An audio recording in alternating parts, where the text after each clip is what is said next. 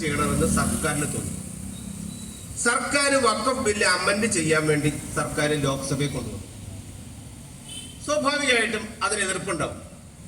എതിർപ്പുണ്ടാകുന്നതിന് ഏറ്റവും മുൻപന്തിയില് ഈ പറഞ്ഞ പോലെ ബ്രിട്ടാസ് ഉണ്ടായിരുന്നു, കെ സി വേണുഗോപാൽ പറഞ്ഞത് ഗുരുവായൂർ ദേവസ്വത്തില് 2 മുസ്ലിങ്ങളെ കൊണ്ടിരുത്തിയാൽ, നിങ്ങൾ ദേവസ്വം ബോർഡ് അംഗമായിട്ട് ഇരുത്തിയാൽ നിങ്ങൾ സമ്മതിക്കുമെന്നാണ്. അപ്പൊ ഈ മുസ്ലിം അംഗങ്ങൾ വന്നാൽ സമ്മതിക്കുമോ എന്ന ചോദ്യത്തിലെ പ്രസക്തിയുണ്ട്.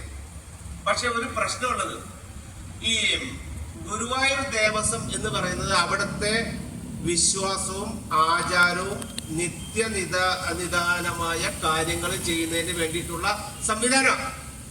വഖഫ് അതല്ല.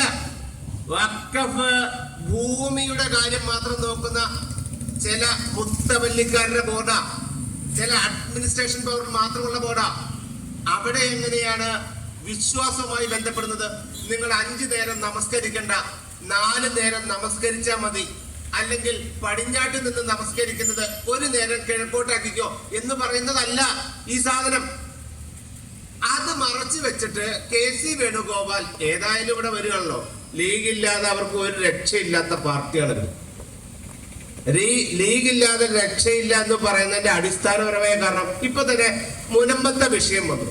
മുനമ്പത്തെ വിഷയം ആദ്യം എന്താ വി ഡി സതീശൻ പറഞ്ഞു ഇത് വഖഫല്ല, ഇത് വഖഫ് ഭൂമിയല്ല. ഞാൻ ഇന്നലെ കുഞ്ഞാലിക്കുട്ടിയോട് സംസാരിച്ചോളൂ.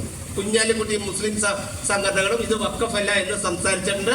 അവിടുത്തെ മുഹമ്മദ് ഷാ അഡ്വക്കേറ്റ് പറഞ്ഞേക്കുന്നത് ഇത് വഖഫല്ല എന്നാ പറഞ്ഞേക്കുന്നത്. അത് കഴിഞ്ഞ് മുസ്ലിം ലീഗ് നിലപാട് മാറ്റിയപ്പോ എന്ന് പറഞ്ഞു, ഞാൻ പണ്ഡിതനല്ല എന്ന് പറഞ്ഞു. 2 ദിവസം മുമ്പ് പറഞ്ഞതാണ്, ഞാൻ പണ്ഡിതനല്ല, അതുകൊണ്ട് എന്താ പറയണ്ടേന്ന് പുള്ളിക്ക് നിശ്ചയമില്ല എന്നാണ് പുള്ളി പറഞ്ഞത്. ഇന്ന് ഒരു മണിക്കൂർ മുമ്പ് പുള്ളി പത്രക്കാരെ കണ്ടിട്ട് പറഞ്ഞു, ഭൂമി ആരുടേതാണ് എന്ന് നിശ്ചയിക്കണം, കണ്ടെത്തണം. ഇപ്പൊ അങ്ങനെ പുറകോട്ട് പോയി. കാരണം എന്താണെന്ന് അറിയാമോ? ഈ കോൺഗ്രസിനെ ഭരിക്കുന്നതും കോൺഗ്രസിനെ അടിയറവ് നിർത്തുന്നതും കോൺഗ്രസ് അടിമകളായിട്ടുള്ളതും ലീഗിന്റെയാണ്. മുസ്ലിം ലീഗിന്റെ അടിമകളായി നിന്നതുകൊണ്ട് അവർ പറയുന്നതിൽ നിന്ന് ഒരടി മാറാൻ പറ്റില്ല. ഏതാണ്ട് 5 സീറ്റ് 5 or 6 സീറ്റിന്റെ വ്യത്യാസമുള്ളൂ കോൺഗ്രസും ലീഗും തമ്മില്, അല്ലാതെ വലിയ വ്യത്യാസമൊന്നുമില്ല. അവരധികം ഭരിച്ച് വന്നു തുടങ്ങി. അതിലെ പ്രശ്നം എന്താണെന്ന് വെച്ചാൽ, ലീഗ് ഒരു മതേതര കക്ഷിയാണെന്ന് ആദ്യം പറയാൻ കൊണ്ടുവരും. അത് കഴിഞ്ഞ് ലീഗ് മതേതര കക്ഷിയാണെന്ന് പറഞ്ഞതിന് ശേഷം